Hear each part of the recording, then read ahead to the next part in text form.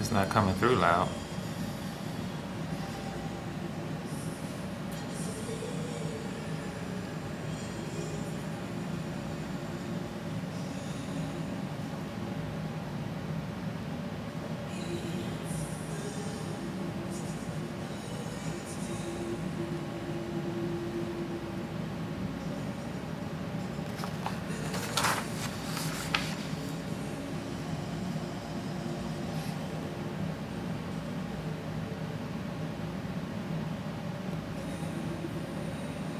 You can hear it on the station.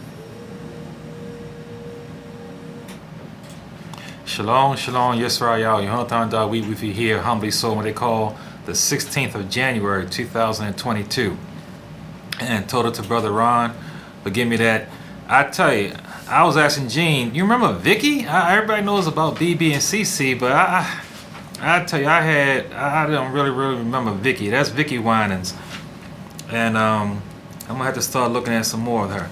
But we are now into Ephesus, Kawhalote, HaSheba, what you call the 7 churches, the 7 called out ones. And we did a preview of Ephesus. We're gonna go right into it today. This is T-minus 90 days to Pesach. Now, the thing about Ephesus, we have a whole lot of information on this assembly. Now with Ephesus, you want the other mic? This is better? No, this is causing a big feedback. Oh, yeah. You sound like you're echoing because this is interfering with our mic. Oh, it didn't do that last week. I was doing it now. The man just telling me that sounds better. Oh, okay, the man just telling me I had some feedback. So thanks for fixing that. So the with Ephesus, we have a whole lot on Ephesus. Shaul actually did a ministry there 35 years before Yachanan's letter. 35 years before this letter in Revelations, he wrote a letter to the Ephesonians, and maybe the most important of all his work was this letter. And we find that of these 7 Kawhalote, these HaSheba Kawhalote, this is the only one that had a separate letter written to. The other 6 did not. So this is a very important starting point for all of these 7 so-called, what you call churches, these assemblies. And they're not given an order in Revelations according to importance or anything, but it's an order, geographical order. It goes into a circle. But this is a very good start, and you're going to see why. But in starting first, going to Shaul's letter, like I said, it was written 35 years before Revelation. The first chapter off the bat starts off with predestination, and it talks about how we are called before this is the great covenant before the foundation of the world. How Shaul is saying that they are destined for this purpose. This is their manifest destiny, is to be one with HaMashiach, to learn of him, to love him, to get to know him. And in chapter 2, he talks about the unity of what they call the circumcision and the uncircumcision, the Hebrews and those who grafted in. If there should be a unity, no division, no line, no back and forth, no arguing, no bitterness. We are one. Those grafted in are equal with those who are already in. Those who are in and not accepting Yahweh go out. Now, I do want to go to chapter 3 and read verses 13 to 19 of Ephesians. Chapter 3, verses 13 to 19. And it reads, "Therefore I ask that you do not lose heart at my tribulations, for which is your glory. For this reason I bow my knees to the Father of our Master Yahweh HaMashiach, from whom the whole family in Hashemayim and Eretz is named." The whole family, heaven and earth are united together in one name in this family. That's what he is saying. "That he would grant you, according to the riches of his glory, to be strengthened with might through Ruach HaKodesh in the inner man, And this inner man is the original us.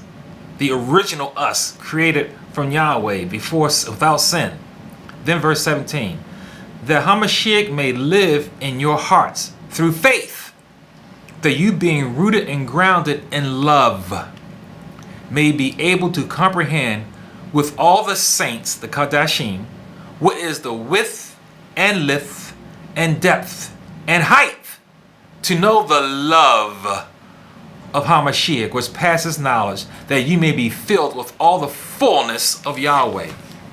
This love passes created knowledge, and this gives the fullness. In other words, this is the unifying entity with Yahweh. This is it right here. And this whole letter is written with passion, deep passion. Let's go to the next chapter and read verses 4 through 6. This is Ephesians 4, and then reading 4 through 6. And it goes, there is one body and one Ruach, just as you were called in one hope of our calling, one master, one faith, one baptism, one Yahweh, Yahweh Echad, one Ab, Father, who is above all and through all and in you all. One. Not everyone segmented and divided, but one. He wrote this with passion. 7 ones. 7. Remember, in Revelations, what you call Revelations, there are 7 Ruachs of Yahweh. And they're manifested in each of these chosen 7 assemblies, these Kawhalote. And every one of us on the earth fits into one of these 7 Kawhalote. One of these Kawhalote HaSheba. And Shaul is saying here 35 years before this letter in so-called Revelations was written, that we need to be one, unified. This is the completion of Yahweh. It's us together. Not what we're doing now. Not when we're blasting and trashing someone else because they celebrate Easter or Christmas, or don't even keep the feast days the way you keep them.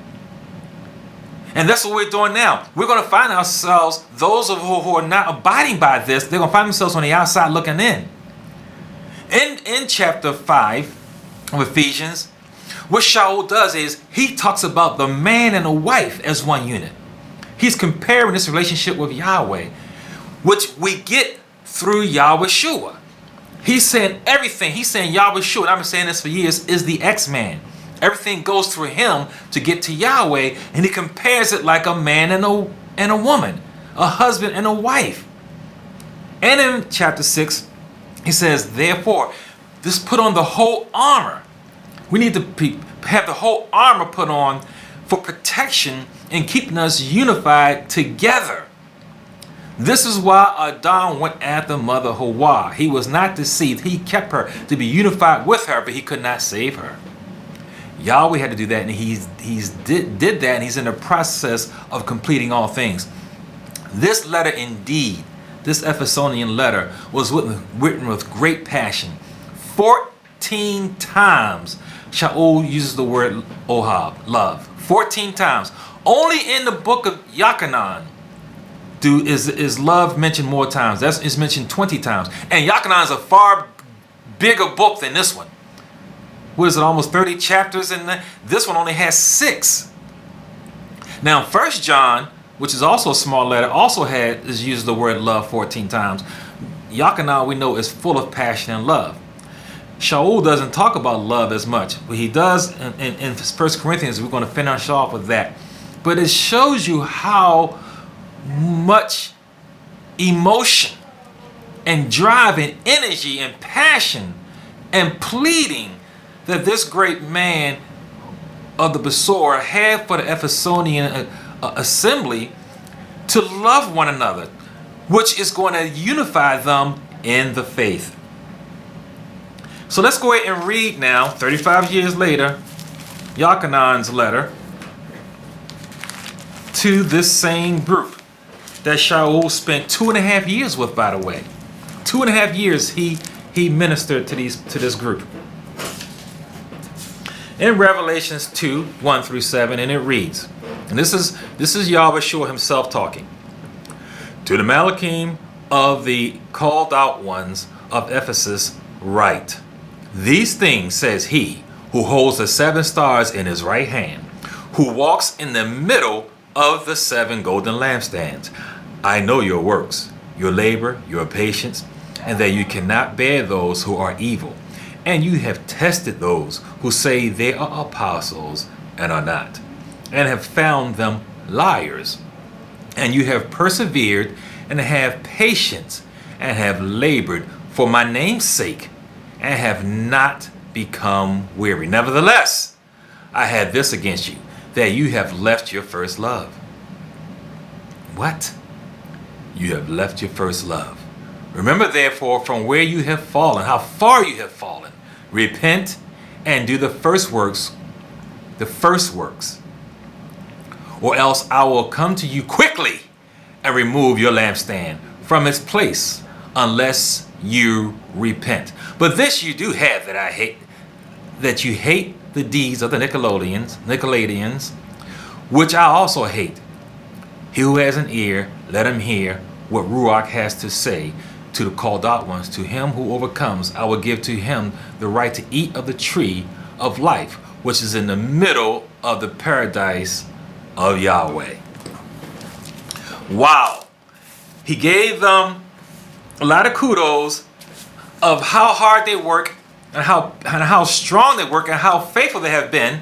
They have not fallen even in persecution, and they are full of the knowledge. And this called out, this group to me is maybe the most dangerous of all of them. We know only one of them was not called out, and that's the called out ones of Philadelphia. But this one, because this one is good. They vet out the false leaders. They vet them out. They match them up against the Torah and find them wanting, and they keep them apart. They are strong in knowledge. They know the Torah. They know the 613. And they hate the Nicolaitans. And we're going to talk about them.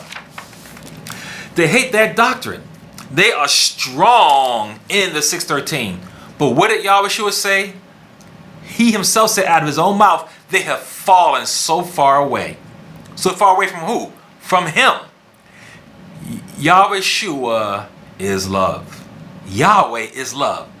So if all their works and all their knowledge and all their gaining and all their understanding, they had no love. They had knowledge sans love.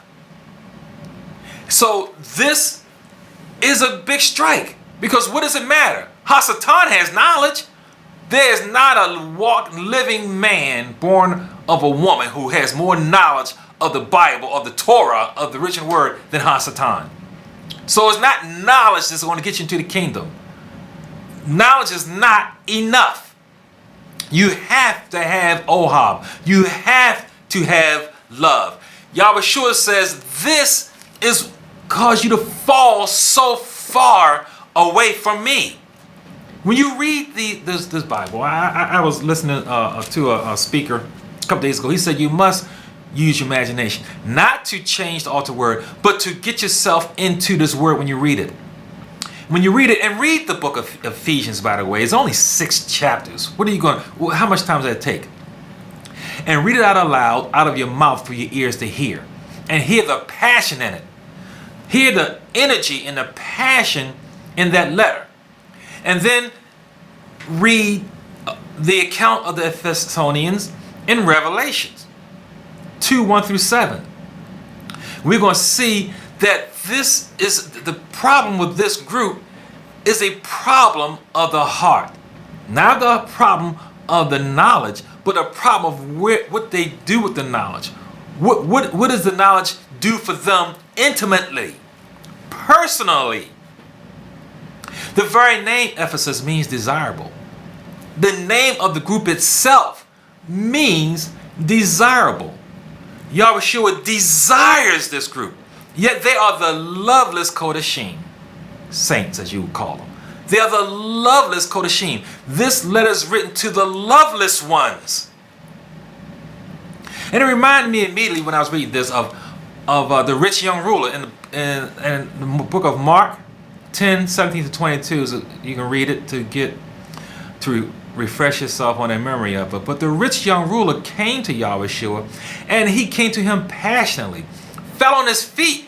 Oh, Master, he acknowledged who he was. What can I do to be saved? Yahweh told him, hey, you keeping the commandments? He list the top 10 on the 6:13. He said, I got that. I got that in spades. I'm doing that. But one thing he lacked the love. He loved the things of the earth more than the things of Yahweh. He was keeping the law. He knew it better than we do. But he turned away because he didn't want to give up what he had to follow Yahweh, even though he had all the knowledge. This knowledge, the 6:13, gets you to Yahweh. Once you get to him, what are you going to do? You need to hold on to him. And that's what's going to be the problem after the millennial kingdom. They're going to have 1,000 years of knowledge, perfect knowledge, with no competition. Hasatan is locked away, no competition. But then when the man himself shows up, that they've been studying for 1,000 years, are they going to continue trying to live by this righteousness through all eternity? Or are they going to accept Yahweh? Do you realize that's what it actually is at the end? The acceptance of the man himself or the objects of the man? I think you want to accept the man. At the Ephesians, this was a special, unique place. This is where Yochanan left Mother Miriam. Remember, he was the one left in charge of Mother, what you call Mary, Yahweh's mother.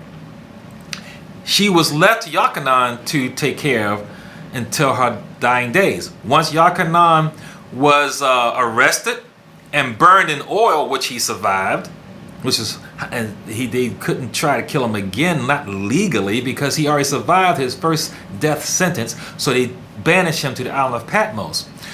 And after doing that, he sent Mother Miriam off to the Ephesians to take care of her to her last days.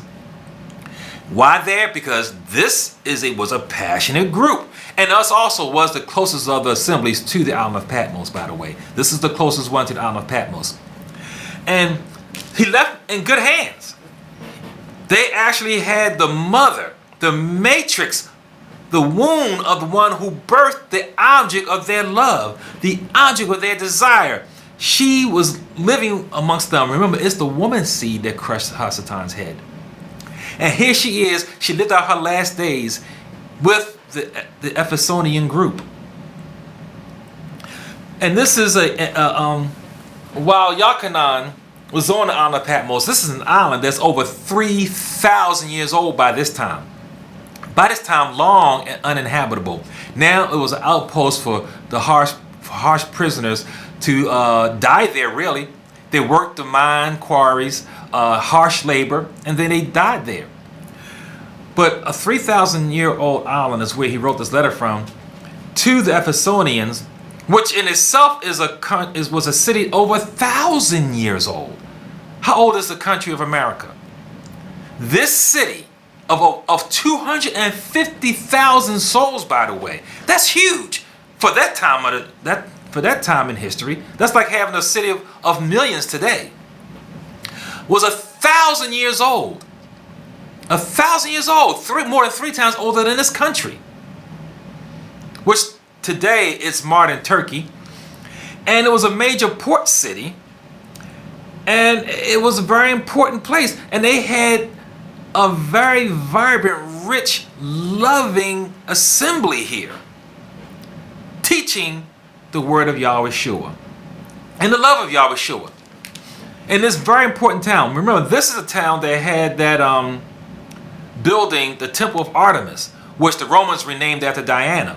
And if you read the narrative in Acts about this, how they, in shouting down Shaul, called out her name for 2 to 3 hours. Hail to Diana, hail to Diana, hail to Diana, for hours on end, yelling and screaming. Right here at the temple of Artemis, which they had renamed Diana. This temple was one of the 7 ancient wonders of the world. one of the seven wonders of the ancient world. And it was 750 years old at the time of this letter to the Ephesians. Again, this is something that's over 2.5 times the age of this country. This building alone was a citadel, a hallmark, a bastion of idolatry and worship at that time.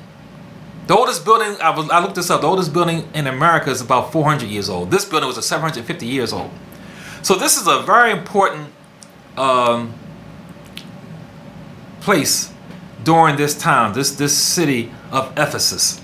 And to have a group in this place was very important. I mean, you have a group calling on the name of the Most High Yah right in the middle of hell. Right in the middle. And like I said, this is where Paul spent 2.5 years. But guess what? After 2.5 years of probably the greatest apostle of them all, arguably the greatest apostle of them all, and all the other fathers who had been there, and all the work that was done with these people who had great knowledge, in just 215 years, there was not one Nazarite believer to be found in the whole town of 250,000 people. Not openly anyway. There was no open group worshiping in the name of Yahweh Shua in just 15 years later. Can you believe that? To me, that's astounding.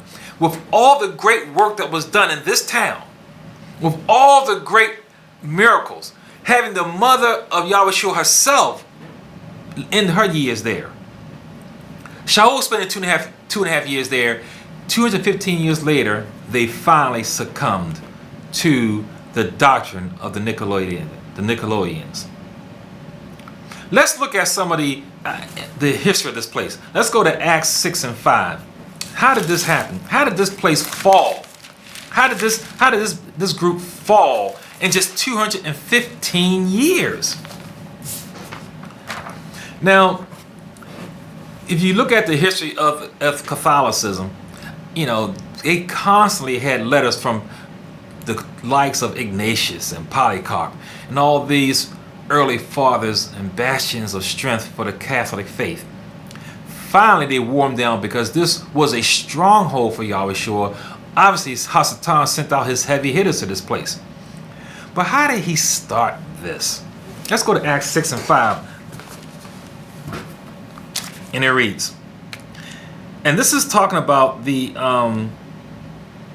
how our early fathers of the faith, when given the ministry, they were not able to also serve tables, and they had to choose some righteous men to help them with this job of serving tables. So I'm skipping all the way down to verse 5, and this say they had a meeting and say, okay, we're going to choose righteous men to go in and serve the people while we deliver the word. So verse 5 reads, and the saying pleased the whole multitude, and they chose Stephen, and we know him, the first martyr for Yahweh Shua, young man about 17 to 19 years old, a man full of faith and of Ruach HaKodesh. That was Stephen. But then he also chose Philip, Prochorus, Nicanor, Timon, Parmenius, and Nicholas. Who was Nicholas? A proselyte from Antioch. Antioch, huge. I could spend a whole broadcast talking about Antioch and the history of Antioch, how important it is to this whole faith. So he's a proselyte. Now, only 2 people of this group, and these are all 7 highly righteous men, only 2 people in this group that even give a talk about, and that was Stephen, said he was a man full of faith, and then Nicholas, and they emphasized that he was a proselyte for Antioch. That's important. That's why it's in there. That's why it's in the record. Let you know that this is deep. This is more than just what you're reading right here. This goes to something deeper. Okay. Now let's go to Jude 1 and 4. We're going to talk about how did the believers in Ephesus fall, and the beginning seed of it was right there in Acts 6:5 with this man Nicholas. Jude 1:4, and it reads, for certain men have crept in unnoticed, who long ago were marked out for this condemnation, unrighteous men who turn the grace of our Father Yahweh into lewdness and deny the only Master Yahweh and our Master Yahushua HaMashiach. Nicholas is this type of soul that Yehuda was talking about. This man who snuck in unawares. You remember, even Isaac was fooled by his son Esau. They fooled the first fathers. He fooled them. Nicholas fooled them like he was a good believer. And he probably was. I'm sure he was. But he was sifted like wheat by HaSatan. And he used his office to get in and cause a wedge with the people. He used the office that he was anointed for, he was given to do, to start causing a wedge. He started having itching ears to the universal religion of the Catholicism. That's what he started doing. And it all starts at the table. Of course, he's not going to do it while they're teaching the word. It's when they're finished teaching the word, then he get in and sneaks in his doctrine. The things that he thinks he knows. The things that he has learned. Let's continue on down in this same book to verses 11 through 13. Woe to them, for they have gone in the way of Cain, have run greedily in the error of Balaam for profit, and perish in the rebellion of Korah. These are spots in your love feast. This is what Yehuda is calling them. While they feast with you without fear, serving only themselves, they are clouds without water, carried about by the winds, late autumn trees without fruit, twice dead, pulled up by the roots. Raging waves of the sea, foaming up their own shame, wandering stars from whom is reserved the blackness of darkness forever. Wow. Anybody being given that vitriol of words is not good. Can you say harsher words against this type of person? Remember, Yahushua says that the one good thing about the Ephesians was they hated the doctrine of the Nicolaitans. The Nicolaitans. I keep saying Nickelodeon. The Nicolaitans. They hated the doctrine of the Nicolaitans. Yet one of them has sneaked into their group, to their assembly. And Yehuda is speaking strongly against this doctrine of the Nicolaitans. These words are vitriol, strong, because he knows, Yehuda being a brother of Yahushua, raised in the same house as Yahushua, knows how just a little inch given into HaSatan will make him your ruler. 1 inch of HaSatan will make him your ruler. And this is how he snuck in. Not with trying to challenge the doctrine, but by giving in his doctrine after the sermons were over, while they were having their dinner, before the next sermon. We do it all the time. We have our worship service, then we go away to eat, and then we come back and we have another worship service. It's at that time that this doctrine was given in. Let's get another witness. 2 Peter. Let's get another witness. Because Peter is strong against them too. 2 Peter, because they know how this thing begins. Remember what Shaul said 7 times. 1, 1, 1, 1, 1, 1, 1. That's what we must be. Echad. One doctrine. 2 Peter 2, 15 and 19. 2 Peter 2, verse 15. Then I'm going to read verse 19. They have forsaken, talking about these false teachers here. They have forsaken the right way and gone astray, following the way of Balaam, the son of Beor, who loved the wages of unrighteousness. Go down to verse 19. While they promise the liberty, they themselves are slaves of corruption. For by whom a person is overcome, by him also he is brought into bondage. Just like Yehuda said, and compared him to Balaam. We know what Balaam did. These must be watched for with a discerning eye to weed them out of your congregation. Those who have the knowledge of the word, they can slice and dice the word, but then they want to go ahead and put in doctrine that denies Yahushua as being who he said he is. Remember, when the rich young ruler came up to Yahweh Shua, he called him a good man. Yahweh Shua said, hey, there's none good but Yahweh. In other words, he's saying, either I am Yahweh who created you, or I'm not. I'm not just no good man. You're not going to put me on the level of a good man.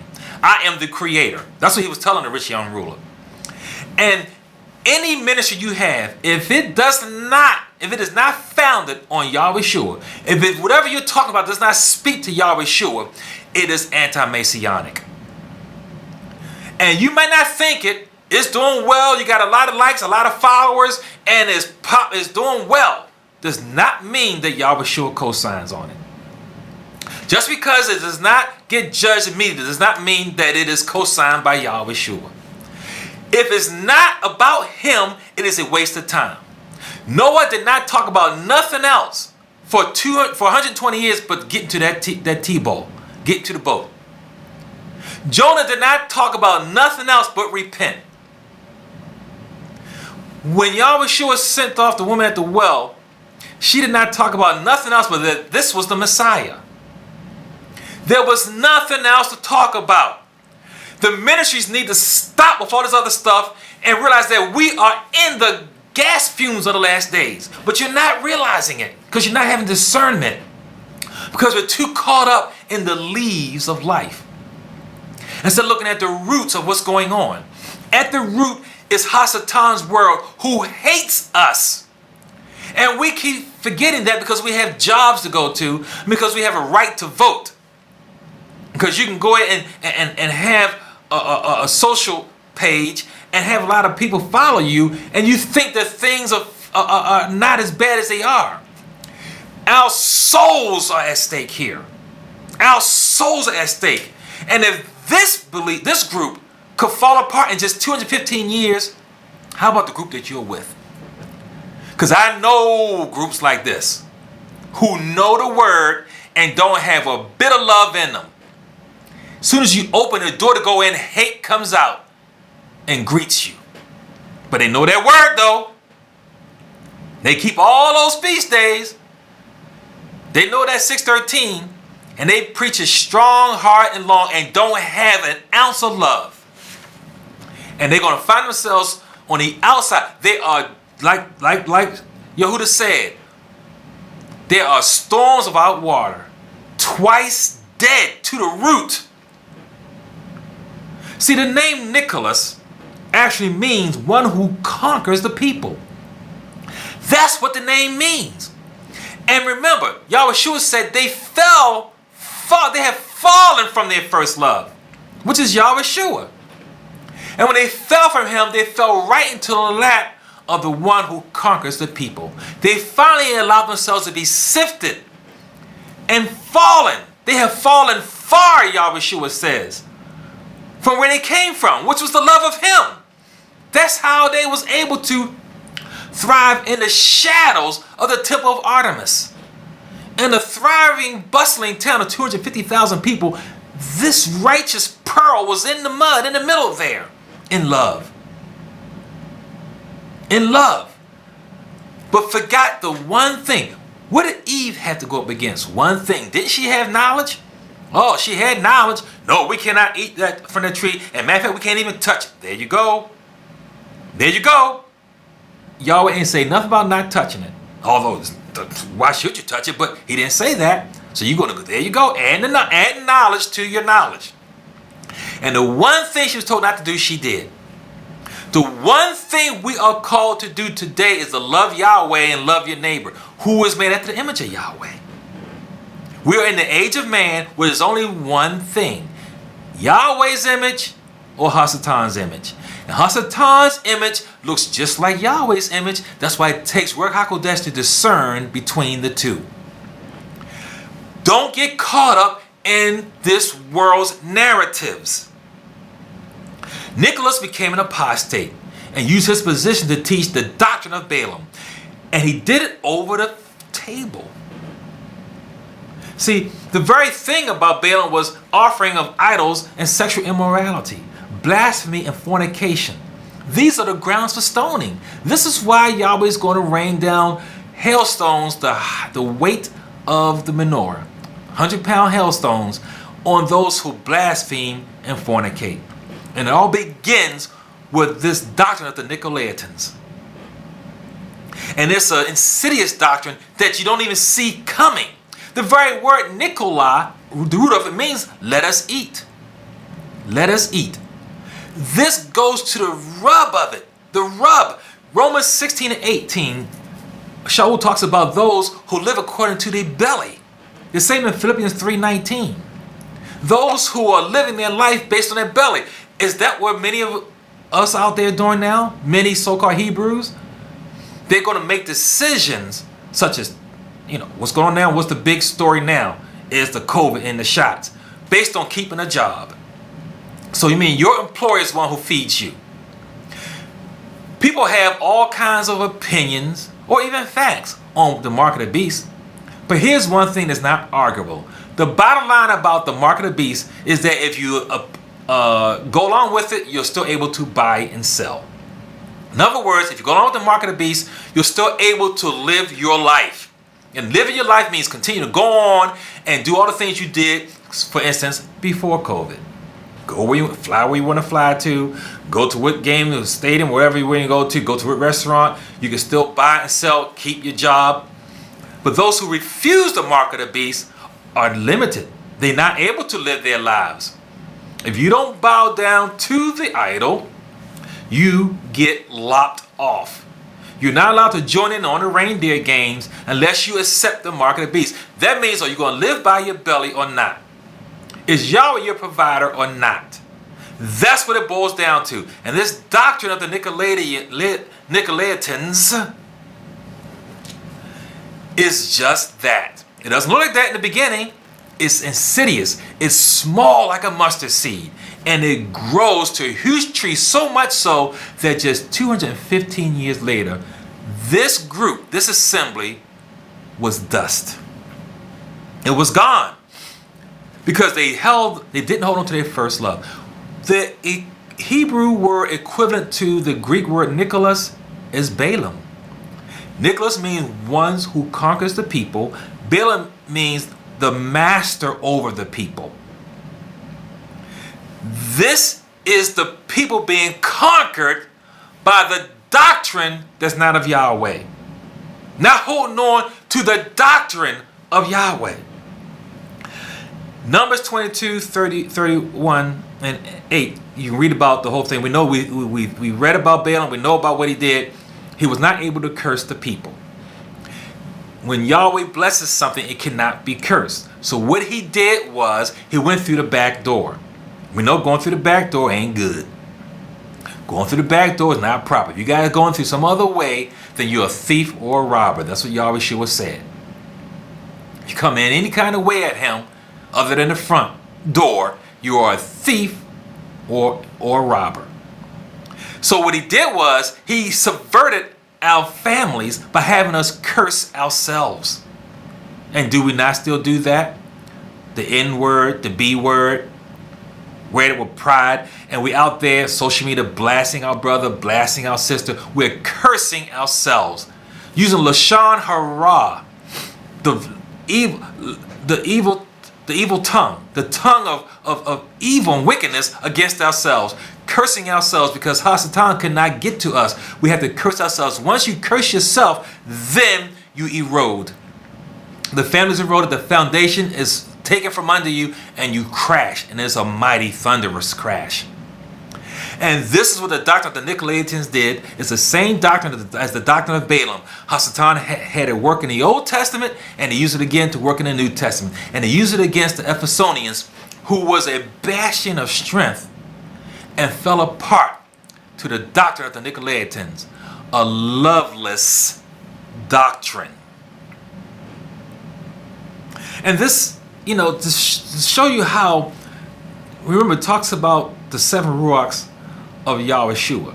There's 7 spirits of Yahweh Shua, and he sends this word out to 7 different called out ones, 7 different assemblies, HaSheba assemblies. And each one of us fits into one of these 7. Everybody wants to think they're in the one of Philadelphia, and it's laughable. That's why everybody thinks they Judah, and buying their hats and t-shirts and beating their chests. Everybody wants to be so proud thinking you're Judah, thinking you're in the faith of Philadelphia, thinking you're worshiping with the Philadelphians. But the meek will inherit the earth. We need to stop thinking more highly of ourselves than we are. We need to seriously examine ourselves like Yahweh says. Search my heart, try me, prove there's any wicked way in me. And when we do that, we will fall at Yahweh's feet and humble ourselves. The rich young ruler came at him with knowledge of the 613. But when he had to give up all of what he knew, all of what he had to follow Yahweh, he didn't do it. In year 280 AD was born Saint Nicholas. The Catholics made him, he was a monk, a Catholic monk born in 280 AD in Patara, which is by the Aegean Sea in Turkey. The same the same area that this letter comes from, that Shaul wrote to and that Yochanan wrote to. The same area. This is where Saint Nicholas was born and raised. And what he did was he gave away all of his inherited wealth and traveled the countryside helping the poor and the sick. And he just loved the children's. He just loved the children's. He was made a saint by the Catholicism, and his death celebrated as a feast on December 6th. And then if you want to go into looking up Saint Nick, you're going to go, it goes all the way down to the story of Christmas and how Christmas evolved, and goes on and on from there. I'm not going to even waste time talking about that. You're going to do the research on yourself. But this shows that this land here, this area in Ephesus, this Paul was over them. This Nicolaitan Paul, this curse was over this area. They would breed somebody like Saint Nick, which became ground zero for Christmas. And to this day, many of us are still under that curse. All why? Because we fell away from our first love, the love of Yahweh. And he says, if you repent and have an ear to hear what he's saying, he's going to let you go back to that tree. And this time, instead of partaking of the tree of Tob and Ra, partake of the tree of life, like we were told to do in the first place. The Ephesians had felt smug and secure because they had the likes of Yochanan there with them. They had Yahweh's mother herself with them. They had Shaul with them. They had such great